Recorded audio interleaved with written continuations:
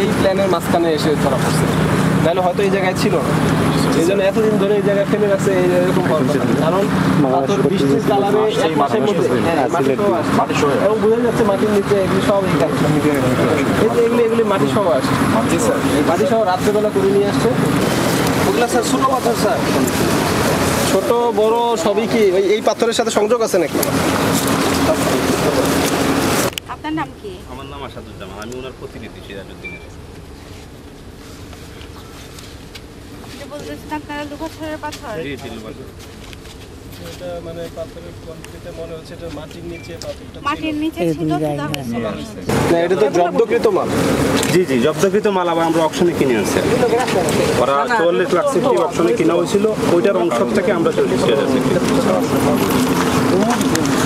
কারণ ওনাদের ক্লেম অনুসারে যে 64,000 ঘনফুট এবং এখানে আনুমানিক আরো বেশি মনে হচ্ছে এবং তিনটা ধাপে মানে প্রায় আনুমানিক 1 লাখ ঘনফুট এরকম হতে পারে। এখানে তো আমরা বিভিন্ন সময় অভিযান করতেছি, যাচ্ছি আসতেছি, এটা কিন্তু আগে ছিল না।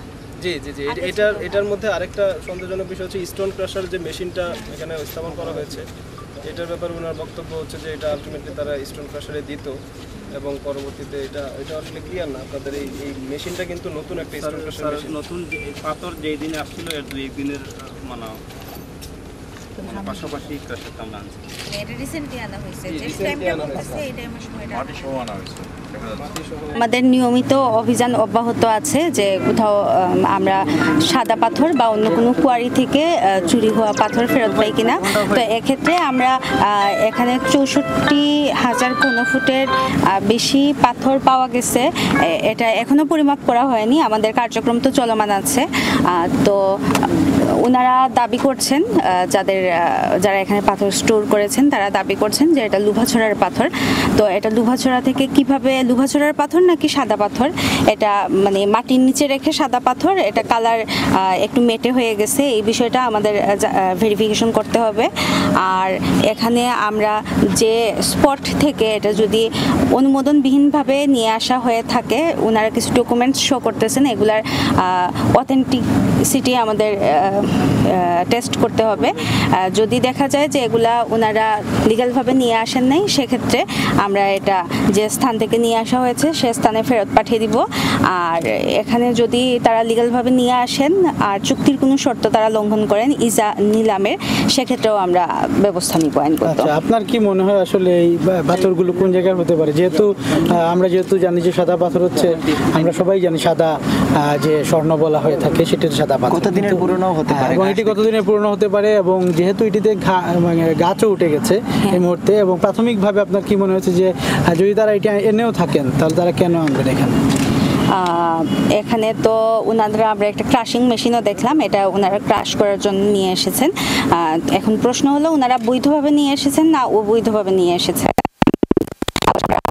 আসলে ওনারা কিছু ডকুমেন্ট শো করেছেন এবং ওনারা খুব ক্লেম করতেছেন যে ওনারা লিগালি নিয়ে এসেছেন বিএমডির নিলামের মাধ্যমে। তো এটা আমাদের যাচাই বাছাই করতে হবে, আমাদের কিছু সময়ের প্রয়োজন। আমরা খুব দ্রুততম সময়ের মধ্যে সব কিছু ভেরিফাই করে তারপর হলো আমরা ব্যবস্থা নিব। প্রাথমিকভাবে অপরাধের চিত্র আছে এটা মনে হয়েছে, এই কারণেই আমরা জব্দ করছি।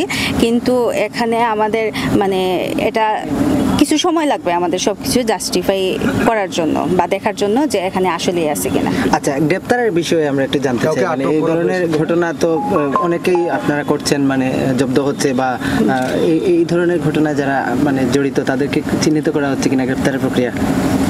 হ্যাঁ, এখানে তো নিয়মিত মামলা যেখানে আমরা পাচ্ছি সেখানে তো আমরা শাস্তিমূলক ব্যবস্থা নিচ্ছি। এখানে হলো যে একটা কোম্পানির নাম এসেছে, তো আমরা ব্যবস্থা নিতে পারবো যদি আমরা ইলিগাল কোনো কিছু পাই। আর যেখানে হলো আমরা কাউকে সরাসরি গিয়ে অভিযানে পাচ্ছি না, সেক্ষেত্রে হলো আমরা যে ব্যবস্থাটা নিয়ে থাকি সেটা হলো আমরা নিয়মিত মামলা দায়ের করি বা বিএমডি নিয়মিত মামলা দায়ের করে, এরপর হলো পুলিশ তো রেগুলার ইনভেস্টিগেশন করতেছে।